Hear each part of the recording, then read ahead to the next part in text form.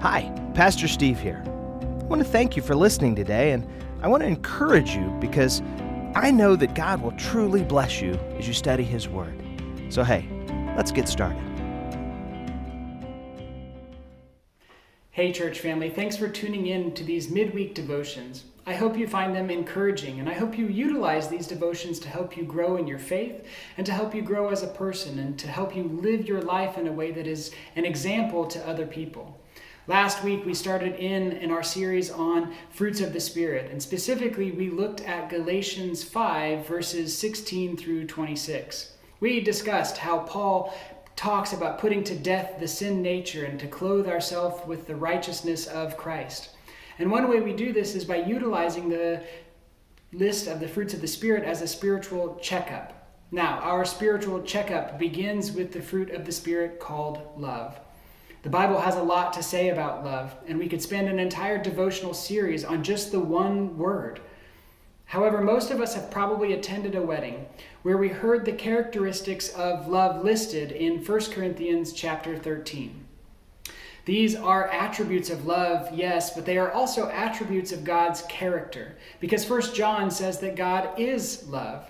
But specifically, I want to read through the first part of this great chapter on love. 1 Corinthians chapter 13, we're going to start in verse 1. If I speak in the tongues of men and of angels, but have not love, I'm a resounding gong or a clanging cymbal. If I have the gift of prophecy and can fathom all mysteries and all knowledge, and if I have faith that can move mountains, but I have not love, I am nothing. If I give all I possess to the poor and surrender my body to the flames, but have not love, I gain nothing.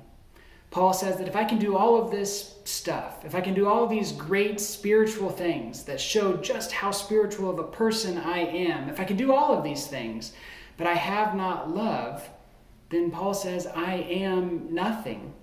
I gain nothing. Paul speaks of love as such an important attribute, such an important characteristic that we should all have and live with, that we should have it in increasing measure. In his letter to the Colossians, Paul once again is speaking about putting to death the sin nature and to clothe ourselves with different attributes of God. And at the very end of this list of attributes, he says this, and above all these things, put on love, which binds everything together in perfect harmony. Paul is abundantly clear that there are many characteristics and attributes of Christ that we should try to live by. After all, Christ is our best example of how to live a life that is pleasing to God. But Paul says that above all of the other characteristics, we should strive to live by love and showing others the love that Christ offers them, the same love that Christ offers us. So if love is the first item on our spiritual checkup, how do we live with this spiritual fruit that we call love? How do we love others as Christ has loved us? And how do we show others the love of Christ that He offers them? I love how one pastor put it when he was talking about the word love found in the list of the fruit of the Spirit. He says this word for love doesn't refer to warm feelings, but to a deliberate attitude of goodwill and devotion to others. This pastor continues by saying, love gives freely without looking at whether the person deserves it, and it gives without expecting anything back. Now think through that for a moment. A deliberate attitude of goodwill and devotion to others. Sometimes loving other people is hard. It takes persistence. It requires work. Other times loving someone is very easy. It comes naturally.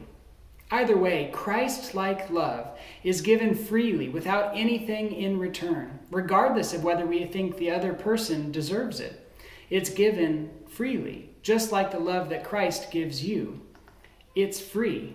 It's unconditional. So your spiritual checkup, it begins today with asking yourself a couple questions. First, ask yourself this question. Am I motivated to love others as Christ has loved me?